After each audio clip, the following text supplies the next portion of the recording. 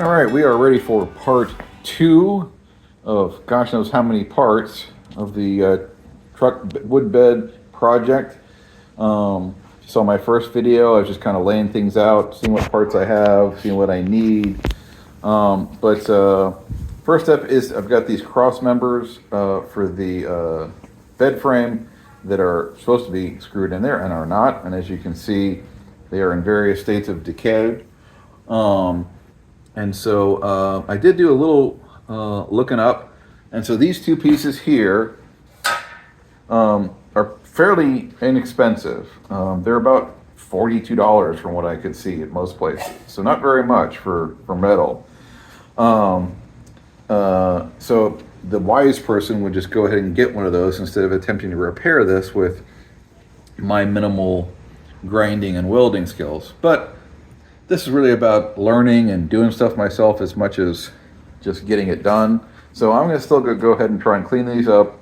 First step is I'm going to get these as much of the surface rust removed with this as possible, and then I will probably prime them just so they're going to stand the test of time.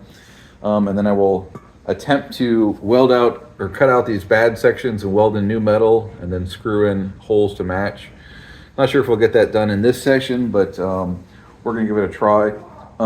If you saw me in the last one laying it out, it does appear from the bed frame that there is a fourth cross member, and it's just a solid piece of metal. It doesn't have any holes in it. Nothing screws into it other than it screwing into the bed frame. And apparently, I guess that's just a brace for the portion closest to the tailgate. And I see a lot of trucks that probably just don't even bother with it if it's been lost or removed. So I'll have to see about getting that piece. Weirdly enough, even though these two pieces were pretty cheap, that plain cross member was much more expensive, like $150. So I don't know if that's because it's more solid compared to these or what, but that will be probably a little bit farther down the line. So let's get into grinding and cleaning these boys up.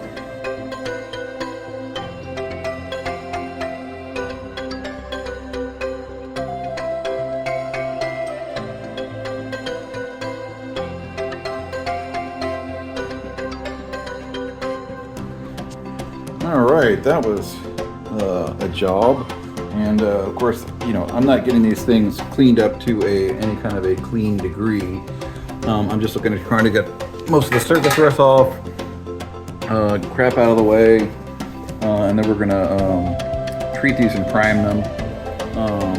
But you can see, just for a quick thing there, again, you can tell on my drop cloth, look how much rust came off of that just from that quick little thing. Ugh. Well, I know it's a little late that there was a broken off bolt here in this piece. I just shot the heck out of it with JB's penetrating stuff. And I got it loosened. I'm not sure if I'm able to get that sucker out. I may have to drill it out. Let's see here. It might come. Look at that.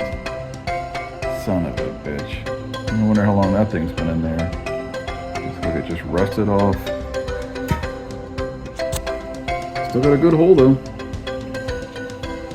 Alright, these are looking a mite cleaner now. I rinsed them off with the hose. They're dry now. So the next step I'm going to do is go ahead and do the rust treatment on these. Even though this one here that I'm going to try and do some welding on, I figured I'd go ahead and do this step because this takes a while to set. Two coats about 20 minutes apart, and then probably at least an hour or two before you want to put paint on them. As remember from earlier videos, this is what I'm using. Rust Converter Ultra. I have no idea if that's better than anything else out there. It got good reviews, so let's go ahead and do this.